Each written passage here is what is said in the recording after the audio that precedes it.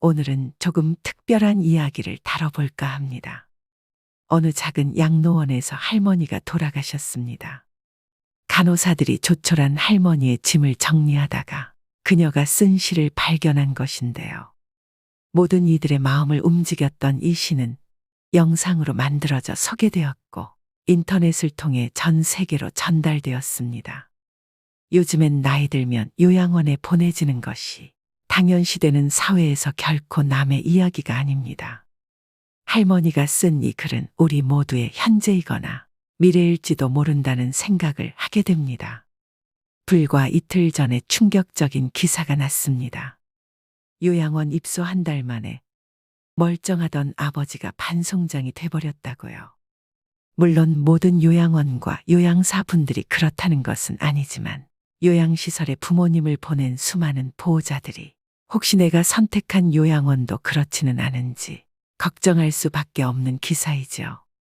그래서 오늘은 양로원에서 돌아가신 어느 할머니의 시를 소개하고자 합니다.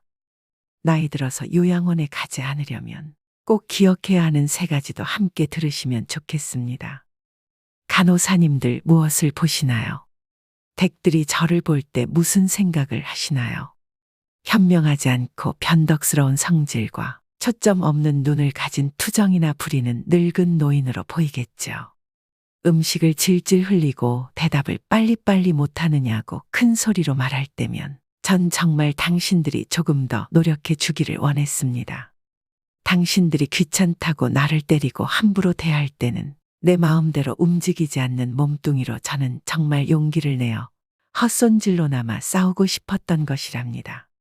댁들이 하는 일도 못 알아차리는 것 같이 보이고 양말이나 신발 한 짝을 항상 잃어버리는 바보 같은 늙은 노인으로 밖에는 안 보였나요? 내가 저항하든 말든 그것은 아무런 상관없다는 듯이 목욕을 시킬 때도 설거지통 그릇만도 못하고 대돌만도 못한 나의 몸뚱이에 눈물도 쏟아냈지만 흐르는 물에 감추어져 당신들 눈에는 안 보였겠죠. 음식을 나누어 먹는 것이 아닌 그냥 먹여주는 댁들의 눈에는 내가 가축보다 못난 노인으로 비추어졌나 봅니다. 댁들은 저를 그런 식으로 생각하나요? 당신들은 저를 정말 그런 식으로 보는 건가요? 제 팔에 든 수많은 멍자국들이 당신들 눈에는 망가진 보라색 도라지꽃들로 보이던가요? 간호사님들, 그렇다면 이제 눈을 뜨고 그런 식으로 저를 보지 말아주세요. 이 자리에 꼼짝하지 않고 앉아서 나의 의지는 상실되어 댁들이 지시한 대로 행동하고 댁들의 의지대로 먹고 온몸에 멍이 들어도 아픔을 삭혀야 했던 제가 누구인지 말하겠습니다. 제가 10살 어린 아이였을 땐 사랑하는 아버지도 있었고 사랑하는 어머니도 있었고 형제 자매들도 있었답니다. 16이 되었을 땐 발에 날개를 달고 이제 곧 사랑할 사람을 만나러 다녔답니다. 20살 땐 평생의 사랑을 지키기로 약속하여 결혼하였고 나의 가슴은 고동쳤답니다. 25살이 되었을 땐 귀여운 어린 자녀들이 생겨났답니다. 당신들도 그런 어린 시절이 있었겠죠. 서로를 안아주고 감싸주는 행복한 가정이었답니다. 40살이 되었을 땐 어리기만 했던 아들, 딸들이 성장해서 집을 떠나게 되었지만 남편은 제 곁에 있어 슬프지 않았답니다.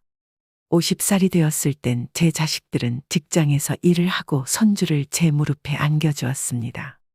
그때 비로소 인생의 맛을 알게 되었답니다. 마침내 어두운 날들이 찾아와 내 옆에 있던 이가 먼저 하늘로 떠나게 되면서 앞으로의 삶을 생각해보니 두려운 마음에 몸이 오싹해졌답니다. 자녀들이 모두 자기의 자식을 키우고 있는 그 모습을 보고 난 내가 알고 있던 지난 날들과 내가 주고받았던 사랑을 한번 떠올려 봤답니다. 저는 이제 늙은이가 되었는데 참으로 우습게도 늙은이를 바보처럼 보이게 만드는 것들을 보면서 세월은 참으로 잔인한 것 같다는 생각을 해봤답니다. 몸은 망가지고 우아함과 활기는 떠나버렸고 한때는 마음이었던 것들이 이제는 무딘 돌이 되어버렸답니다. 시체와도 같은 이 늙은이 속에는 아직도 어린애 같은 마음은 살아있어 가끔씩은 다 망가진 이 가슴도 부풀어 오르는 때가 있답니다. 좋아하는 사람이 생겨 젊은 시절처럼 사랑도 하고 싶다는 꿈도 꾸어본답니다. 즐거웠던 일들을 기억해보고 고통스럽던 일들도 떠올려보면서 저는 지금 다시 한번 용기를 내어 삶을 사랑하며 살아가려 합니다. 너무 짧고 빨리 지나간 지난 날들을 생각하면서 영원한 것은 아무것도 없다는 엄연한 현실을 받아들이기로 했답니다. 이제 사람들이여 눈을 떠보십시오. 투정이나 부리는 늙은이로만 보지 말고 좀 더 자세히 나를 봐주세요. 당신의 아버지는 아니나 아버지일 수도 있고 당신의 어머니는 아니나 어머니일 수도 있습니다.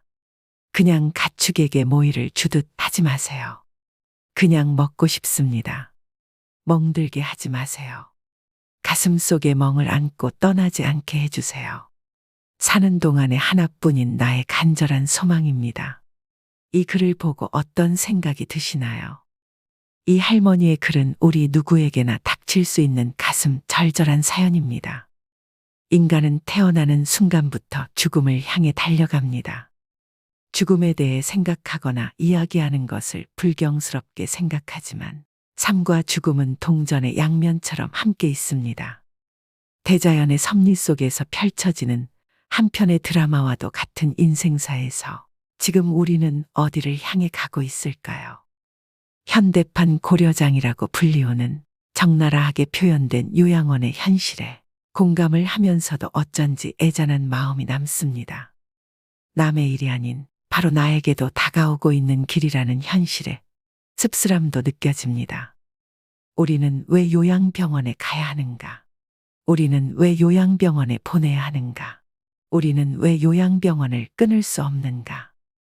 요양병원과 요양원이 과연 누구를 위해 존재하는 것일까? 생각해 보셨나요? 이것은 시대의 흐름에 따라 필요하게 되었고, 현재는 없어서는 안 될 산업이 되어버렸습니다. 그곳은 정말 병원일까요? 사실은 모두가 알고 있습니다. 죽기 직전까지의 시간을 최대한 버티는 곳이라고 말이죠. 모든 자식들이 그런 것은 아니겠지만, 늙은 부모가 귀찮아서 돈 몇 푼이면 해결된다는 아니란 생각에 요양원으로 보내지는 노부모들이 많아지고 있습니다. 그때 부모님의 슬픈 얼굴을 자세히 들여다보는 자식들이 얼마나 될까요? 애써 외면하고 모른 척 해야 하는 현실에 자식들의 가슴도 무너지는 경우가 많을 것입니다. 똑바로 쳐다보지 못하는 자식들의 면전에서 부모는 애써 슬픔을 보이지 않으려 굳어만 가는 얼굴에 미소를 띄웁니다. 나는 걱정하지 말고 잘 살라는 부모의 말 한마디가 팍팍한 현실을 살아가는 우리들의 가슴에 얼마나 와닿을 수 있을까요? 이제 우리나라는 2025년이면 인구 5명 중 1명이 65세가 넘는 초고령화 사회로 진입합니다. 또 그런 와중에 출산율은 사상 최저치를 매년 경신하고 있는데요. 노인 인구는 급속도로 많아지고 새로 태어나는 사람은 급속도로 적어지고 있습니다. 남녀 통합 평균 수명은 84세로 늘어났고 머지않아 90세를 목전에 두고 있습니다. 쉽게 말해서 지금의 40, 50대 중년층들이 60, 70세가 되었을 때 80, 90대의 부모들을 부양해야 된다는 사실입니다. 과거에는 자식들도 많이 낳아 자식에게 부모의 노후를 의지하거나 부양받는 것을 당연하게 여겼죠. 이제는 노인이 노인을 부양해야 하는 시대입니다. 고독사를 다룬 스틸라이프라는 영화가 있습니다. 주인공인 공무원 존이 거두어들이는 시체들 대부분이 홀로 죽음을 맞이한 사람들입니다. 존이 직접 처리를 해서 장례까지 치러줍니다. 하지만 그 장례식에는 아무도 참석하지 않습니다. 아픈 부모를 자식들은 돌보지 않고 찾아오지도 않습니다. 그렇게 생전 일면식도 없는 사람들의 마지막 가는 길을 존은 진심을 다해 애도합니다. 이처럼 삶과 죽음에 대해 깊게 성찰을 하게 되는 작품인데요. 이 영화 속의 이야기가 이제는 우리가 처한 현실과 별반 다르지 않다고 느껴집니다. 마처 세대라고 불리는 지금의 5, 60년대생 부모님들은 갖은 고생을 다 하셨을 겁니다. 또 고도성장의 주역이자 민주화를 이뤄낸 핵심적 세대인 이들은 세계에서 가장 가난한 나라 중 하나였던 대한민국이 선진국에 이르기까지 그 중심에 있었습니다. 중년에 들어서는 부모 부양과 자녀 교육을 도맡아 이중고에 등골이 휘지만 배고픈 시기도 견뎌냈던 강인함으로 그저 묵묵하게 열심히 살아오고 있는 세대가 바로 이 60년대생들입니다. 과거에 요양원이나 요양병원이 어디 있었겠습니까? 부모님이 갑자기 편찮으시면 자식들이나 며느리가 다 도맡아 보살폈죠. 그렇게 수십 년을 살다 보면 어느덧 내 나이가 60이 넘습니다. 이 얼마나 비참한 인생인가요? 이제는 시대가 바뀌어서 인식도 많이 달라지고 굳이 힘들게 부모를 부양해야 된다는 생각을 하지 않는데요. 원하든 원하지 않든 결국에는 요양원 아니면 요양병원으로 보내지게 되어 있습니다. 하지만 막상 시설에 보내려고 하면 여러 가지 문제들에 직면하게 됩니다. 우선 요양병원과 요양원의 차이점을 설명드리기 전 아셔야 될 게 있습니다. 요양병원은 말 그대로 의료기관인 병원으로 치료가 필요한 어르신들이 입원을 하는 곳입니다. 요양원은 요양이 필요한 어르신들이 입소하는 생활시설로 어르신들의 일상생활을 돌봐주는 곳입니다. 먼저 요양병원의 간병비는 장기요양보험의 대상이 아니기 때문에 환자가 전액 부담을 해야 합니다. 병실비와 진료비의 경우 80%가 건강보험으로 지원되어 환자는 20%만 부담하게 됩니다. 시설에 따라 다르겠지만 요양병원에 입원 시 평균적으로 월 60만 원에서 80만 원 정도이며 재활치료를 포함할 경우 100만 원에서 120만 원까지 증가할 수 있습니다. 시설 정도에 따라 들어가는 돈은 차이가 있지만 기저귀 값 등 부수적인 비용을 더하면 최소 110만 원 정도는 잡아야 되는 것이죠. 요즘 요양병원이 여기저기 우후죽순으로 생겨나고 있습니다. 그중 어떤 곳은 환자 유치에만 집중해서 시설 투자나 서비스질에 대해서는 관리가 제대로 되지 않는 곳이 많은데요. 그런 곳은 간병비는 싸더라도 실제로 입소하게 되면 삶의 질이 떨어지게 됩니다. 그래서 가격이 합리적이면서도 좋은 요양병원을 찾기란 하늘의 별 따기라는 것입니다. 두 번째로 요양원은 만 65세 이상이거나 65세 미만인 경우 치매, 뇌혈관 질환 등 노인성 질환을 앓고 있는 어르신 중 장기요양 등급을 받아야 입소가 가능합니다. 또 요양원은 요양병원과 다르게 상주하는 의료인이 없습니다. 의사가 없기 때문에 제때 치료를 받지 못하는 경우도 많이 발생하는데요. 그래서 사회적으로 이슈가 된 경우들도 많습니다. 국비 지원이 된다고 하지만 그게 얼마나 질이 좋은 서비스를 제공할까요? 실제로 지금 요양원의 구조는 인력이 부족해 혼자서 환자 20에서 30명을 보는 상황이라고 합니다. 상대적으로 지원이 많은 국공립 요양시설은 대기가 많아 들어가기도 어렵습니다. 하루가 멀다 하고 언론에서는 요양원의 실체에 대해 보도하고 있습니다. 불과 얼마 전 이런 기사가 떴는데요. 요양원에 입소한 80대 노인이 입소 3개월 만에 다리를 절단해야 하는 상황에 처했다고 합니다. 그동안 가족들이 한 달에 한 번 요양원을 찾아 상처 부위를 보여달라 했지만 치료한 지 얼마 안 돼 붕대를 풀 수 없다는 이유로 거절했다고 합니다. 하지만 3달 만에 확인한 할아버지의 상태는 얼핏 보기에도 매우 심각한 상태였습니다. 짓물린 듯한 흔적도 있고 심지어 살이 썩어 뼈가 드러난 곳도 볼 수 있었다고 합니다. 가족들은 할아버지의 상태를 보고 큰 충격에 빠졌습니다. 자녀들 말에 따르면 할아버지는 요양원 입소 전까지 거동에 별다른 문제가 없었다고 합니다. 그런데 지금은 음식조차 스스로 먹지 못하는 상황이 되었고 음식을 먹으려면 콧줄을 이용해야만 한다고 합니다. 결국 무릎 밑을 절단해야 하는 상황이 불가피하다고 합니다. 진실은 무엇일까요? 계속되는 요양원의 학대 문제, 해결책은 없는 것일까요? 요양원은 종신형을 받은 죄수를 가두는 감옥이 아닙니다. 그런데 한국의 요양원은 꼭 감옥 같다고 말씀하시는 분들이 많습니다. 죽음마저도 두렵고 비참하게 만드는 이 현실이 너무도 안타까울 뿐입니다. 매스컴에서 이런 소식을 자주 접하면서 노인분들은 요양시설에 들어가는 것 자체가 내가 이제 죽으러 가는구나 라고 생각합니다. 인생의 끝자락에서 모든 것과의 이별을 준비해야 함을 알면서도 자식에게 버림받는 느낌을 받는 분들도 많습니다. 자식들도 당장 먹고 살기에 급급해서 늙고 병든 부모를 감당하기 힘들기 때문에 시설에 보내는 것은 부정할 수 없는 사실일 것입니다. 평소 자식에게 좋은 부모가 아니었다면 그 결정은 불보듯 뻔할 것입니다. 여러분 한번 생각해 보세요. 아무리 좋은 해외여행이라도, 아무리 좋은 호텔이라도 막상 집으로 돌아오면 집이 최고라고 느끼는 것이 당연합니다. 내가 아무리 풍족해서 최고급 요양시설에 들어간다고 해도 내 집만한 곳이 없다고 생각될 텐데요. 나이가 들수록 내게 익숙한 환경과 익숙한 사람들이 있는 곳이 제일 좋다는 의미입니다. 많은 사람들은 어떻게 죽을지 준비하는 것을 간과하고 삽니다.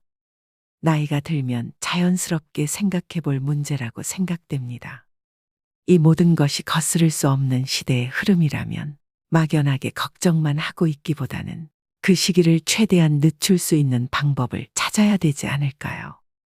나이 들어 요양원에 가지 않고 독립하여 건강한 노후를 보내려면 이것 세 가지만 기억하시면 좋겠습니다. 첫 번째는 신체적 독립입니다. 나이 들어서 요양원에 가지 않고 자식에게 의존하지 않으려면 육체적으로 독립할 수 있어야 됩니다. 사람은 누구나 나이가 들어감에 따라 신체적인 어려움에 마주하게 되는데요. 50대, 60대부터 얼마나 건강관리를 잘했느냐에 따라 노후의 삶은 지옥이 될 수도 천국이 될 수도 있습니다. 이처럼 100세 시대가 도래하면서 건강한 노년을 맞는 것이 최고의 행복이라고 여겨집니다. 우선 건강 수명을 늘리려면 기초 체력을 유지하는 것이 매우 중요합니다. 이를 위해서는 근력 운동을 필수로 하셔야 됩니다. 이 기초 체력을 일찍이 다져놓지 못하면 나이가 들어감에 따라 걷고 싶어도 걸을 수 없는 때가 올 수도 있습니다. 누우면 죽고 서면 산다는 말이 있습니다. 일어나서 살아야 합니다. 나이가 들면서 근력을 잃는 순간 급격히 노화가 됩니다. 인생 후반기를 살아가시는 분들은 갑자기 하반신이 가늘어지는 경험을 하시는 분들이 많으실 겁니다. 또 관절염이나 골다골증으로 인한 통증으로 걷기가 불편하여 앉아만 계시고 걷는 것을 소홀히 하게 되면 그때부터 기초 체력이 급속히 붕괴되는 것입니다. 무릎, 등이나 어깨도 구부러진 상태로 굳어서 완전히 피지 못하게 되는데요. 이 모든 것은 근력이 약해져서 근육이 우리 몸을 지탱해주지 못해서입니다.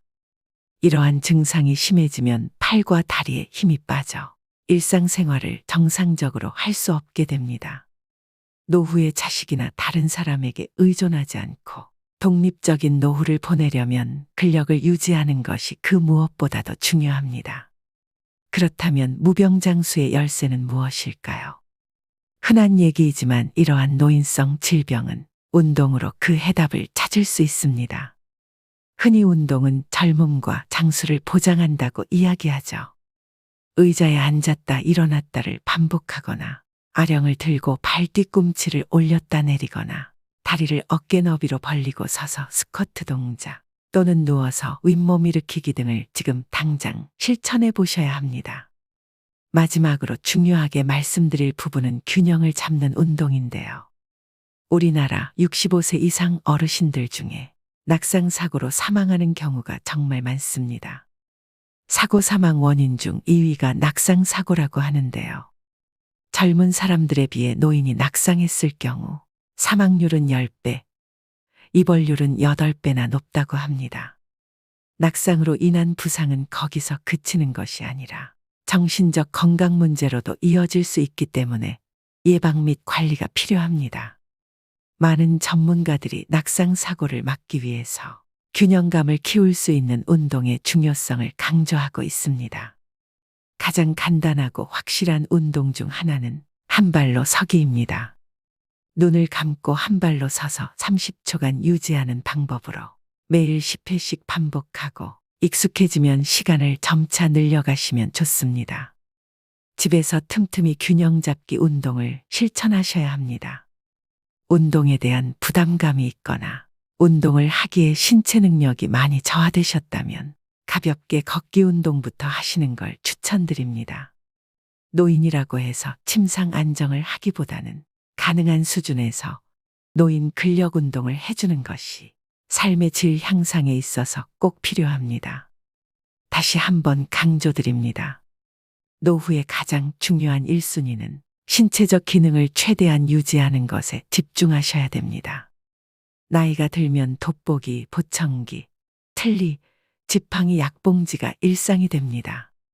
아프면 서럽다지만 더 큰 문제는 질병으로 인해 따라오는 삶의 질 저하인데요. 타인의 도움이 필요해지는 상황이 닥치면 더욱 실감하게 됩니다.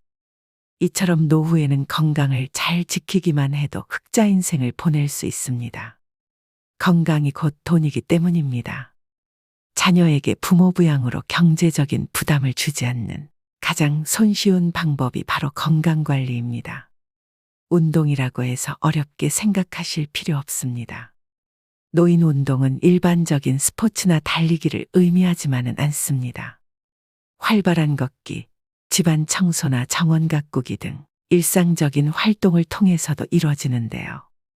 건강 관리를 위해 집안에서부터 부지런하게 움직여 보시는 건 어떨까요?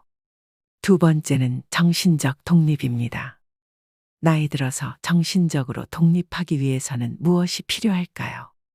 또 여러분은 나이가 들어가면서 제일 두려운 게 무엇인가요?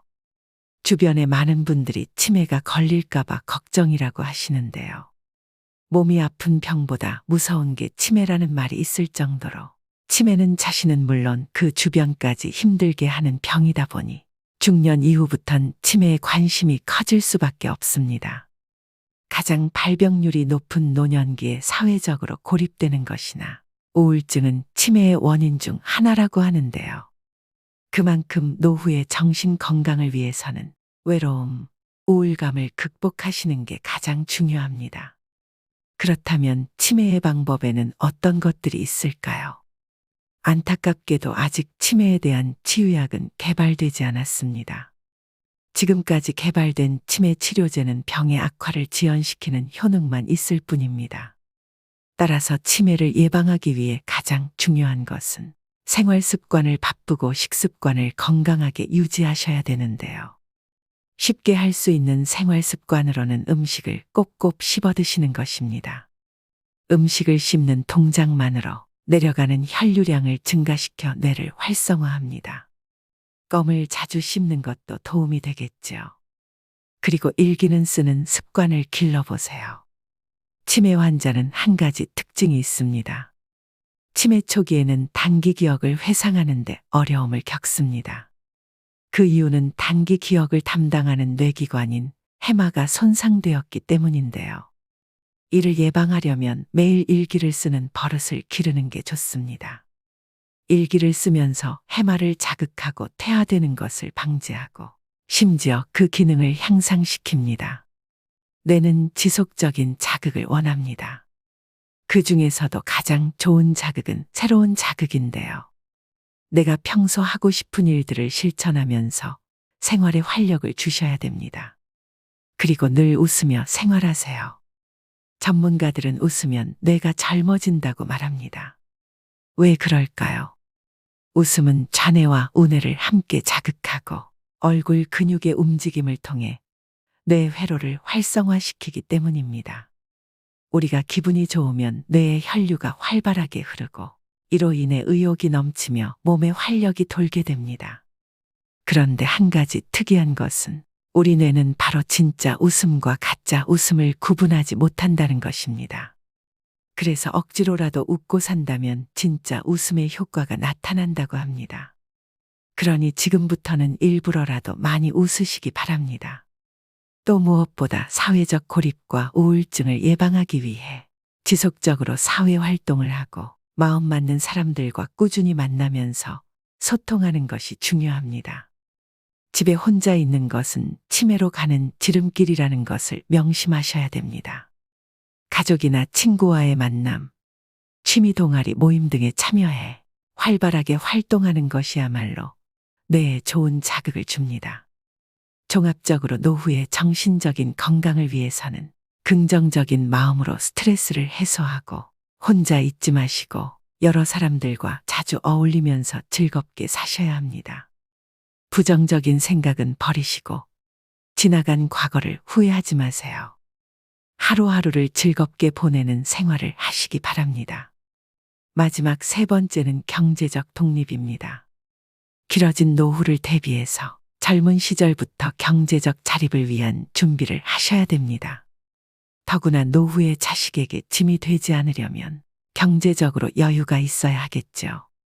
자식을 키우다 보면 돈이 들어가는 일이 상당히 많은 것이 사실인데요. 노후 준비 안 된 부모들이 많은 것도 어찌 보면 당연한 일이지만 결과적으로는 가난한 부모는 자식들에게 짐이 될 수밖에 없는 게 현실입니다. 일은 넘으면 힘 빠져서 돈 쓸 일도 별로 없을 텐데요. 주변의 노후 준비를 소홀히 하는 사람들은 이렇게 변명하기도 합니다. 하지만 노년기에는 노부모 간병, 자녀 지원, 배우자 병환, 주택 수리 등 오히려 예상치 못했던 목돈 지출이 발생하기 쉽습니다. 이런 돌발 상황에 대비하려면 일찍부터 경제적 독립을 준비하셔야 됩니다. 잔고가 바닥나면 일하면 되잖아 라고 생각할 수 있지만 건강이 나빠져서 예전처럼 돈을 벌지 못할 가능성이 높습니다. 하지만 신체적 여건이 되시는 분들은 무리하지 않는 선에서 현역으로 일을 계속 하시는 게 좋습니다. 또 젊었을 때 모아둘 거리라고 후회하지 않으려면 저축하는 습관을 몸에 익히셔야 합니다. 소득이 줄어들면 그에 맞춰 씀씀이도 줄여야 하지만 한번 높아진 소비 수준을 낮추기란 쉽지가 않습니다. 하지만 은퇴가 임박했다면 온 가족이 한마음으로 덜 쓰고 짐을 줄이는 연습을 하셔야 합니다. 지금 벌고 있는 소득은 20에서 30년 후 고정적인 소득이 사라질 때 내 자신과 배우자가 쓸 소중한 씨앗입니다. 사람이 나이 들어 늙고 병이 드는 것은 인생의 당연한 순서이지만 저는 죽음 앞에서 온전한 정신과 육체를 최대한 유지하고 싶다는 생각을 하곤 합니다. 이미 겪고 계신 분들도 있으시겠지만 가족이 큰 병에 걸리면 사실 웃을 일이 하나도 없습니다. 긴 병에 효자 없다는 말은 빈말이 아닙니다. 가족 모두가 괴롭고 힘들어집니다. 이는 대부분도 감당하기 힘든 병원비와 부모의 돌봄 문제로 자녀들끼리 날이 서게 되는 것은 어찌 보면 당연한 수순일지도 모릅니다. 그 모습을 바라보는 부모는 얼마나 마음이 아플까요? 아무것도 해줄 수 없는 현실에 그저 눈물만 흐를 것입니다. 자식들도 먹고 살기 힘든 현실이기 때문에 부모의 부양은 정신적, 경제적으로 많은 부담으로 다가옵니다. 노후에 이런 비참한 일이 현실로 일어나지 않기 위해서는 하루라도 더 일찍 노후 준비를 하셔야 합니다. 지금 바로 움직이셔야 됩니다. 마지막으로 황혼의 나이에 무조건적인 자녀 지원은 독이 될 수 있습니다. 경제적으로 자립하지 못했다고 해서 계속 퍼주면 내 노후가 먼저 무너지게 됩니다. 자식에게 한 푼도 안 주면 맞아 죽지만 다 주면 굶어 죽고 밥만 주면 무서워 죽는다는 말은 우스갯소리지만 그 속에 뼈가 있음을 명심하셔야 됩니다. 이처럼 나이가 들수록 다른 사람이나 가족에게 의존하지 말고 독립적으로 독하게 살아가야 합니다. 그래야만 노후에도 경제적으로 자립하여 건강하고 행복한 노후 생활을 할 수 있습니다. 오늘의 영상 어떠셨나요? 나이 들어 자식에게 의지하지 않고 행복한 노후를 보내려면 말씀드린 세 가지만 꼭 지키셔도 충분하다고 생각합니다. 잘 산 인생은 높은 자리에 오르고 성공한 것이 아니라 매일 죽어도 여한이 없는 삶입니다. 누구나 죽는다는 것을 알고 있지만 마치 영원히 살 것처럼 오늘 하루를 허투루 보냅니다. 그러니 최선을 다하는 하루하루를 적금처럼 쌓아나가서 마지막 가는 길에 여한을 남기지 마시길 바랍니다. 지금 내가 하고 있는 모든 행동들이 나의 미래가 됩니다. 아직 늦지 않았습니다. 내 아름다운 노후를 위해 움직이고 또 움직이셔야 됩니다. 오늘도 노후의 지혜와 함께 해주셔서 감사드립니다. 황금빛으로 무르익어가는 여러분의 지혜로운 인생을 언제나 응원합니다.